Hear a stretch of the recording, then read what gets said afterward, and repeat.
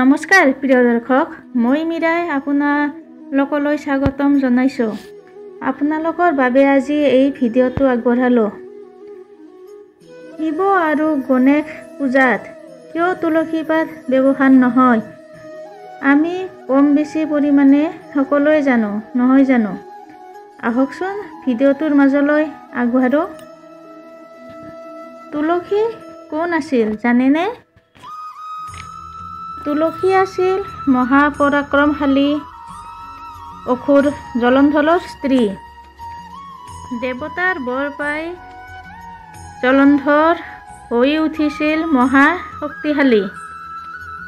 তেওঁ অহংকাৰত নিজৰ ভাল বেয়াৰ বিচাৰ কৰিবলৈ পাহৰি গৈছিল। এই অহংকাৰৰ বাবে তেওঁ স্বৰ্গৰাজ্য আক্ৰমণ কৰিছিল। তেতিয়া স্বৰ্গৰাজ্য বচাবৰ বাবে দেৱতাবোৰে বিষ্ণু আৰু শিৱক অনুৰোধ কৰিছিল। তেতিয়া শিৱ আৰু বিষ্ণুৱে জলন্ধৰক হত্যা কৰিছিল। স্বামী হত্যা কৰাৰ কাৰণে তুলসী শিৱ আৰু বিষ্ণুৰ প্ৰতি অত্যন্ত কোপিত হৈছিল। সকলোৱে হ'ব, নহয় জানো?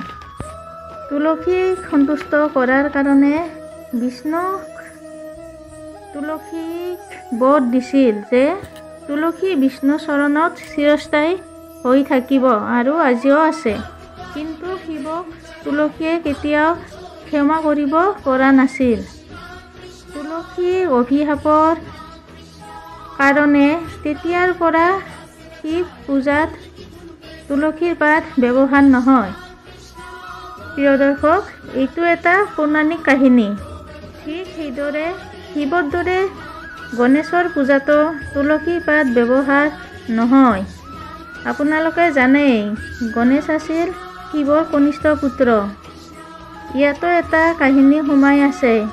আহকচোন এবাৰ গণেশ গভীৰ অৰণ্যৰ মাজত ধ্যান কৰি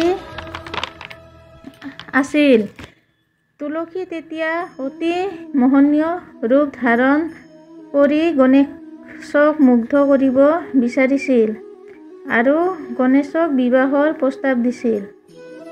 তেতিয়া গণেশে তুলসীক কৈছিল, তেওঁ ব্ৰহ্মচাৰী, প্ৰেম বা বিবাহ কৰা তেওঁৰ বাবে একেবাৰে অসম্ভৱ। গণেশৰ এই কথা শুনি তুলসী গণেশৰ ওপৰত বহুত খং উঠিছিল আৰু গণেশক অভিশাপ দিছিল যে তেওঁৰ এই ব্ৰহ্মচৰ্য বেছি দিন স্থায়ী হৈ নাথাকে। তুলসীৰ এই কথা শুনি গণেশৰ অতিপাত খং উঠিছিল। উঠিবৰে কথা, নহয় জানো? তেওঁ যে আছিল ব্ৰহ্মচাৰী। গণেশে ওলোটাই তুলসীক অভিশাপ দিছিল যে তুলসীৰ বিয়া অসুৰৰ লগত হ'ব। সেই অভিশাপৰ কাৰণে জলন্ধৰ নামৰ অসুৰৰ লগত তুলসীৰ বিয়া হৈছিল। তেতিয়া তুলসীয়ে গণেশক চিনিব পাৰিছিল আৰু গণেশৰ চৰণত পৰি ক্ষমা বিচাৰিছিল। তেতিয়া গণেশৰ খং কিছু পৰিমাণে হ'লেও কমিছিল। তেওঁ তুলসীক কৈছিল, তুমি দেৱত্ব প্ৰাপ্ত হ'বা, কিন্তু মোৰ পূজাত কেতিয়াও ব্যৱহাৰ নোহোৱা। তেতিয়াৰ পৰাই শিৱ আৰু গণেশ পূজাত তুলসী পাত ব্যৱহাৰ নহয়। প্ৰিয় দৰ্শক, নতুন নতুন ভিডিঅ'বোৰ চাবলৈ মটিভেশ্যনেল স্কোৱাড বাই মীৰা চেনেলটো ছাবস্ক্ৰাইব কৰিব।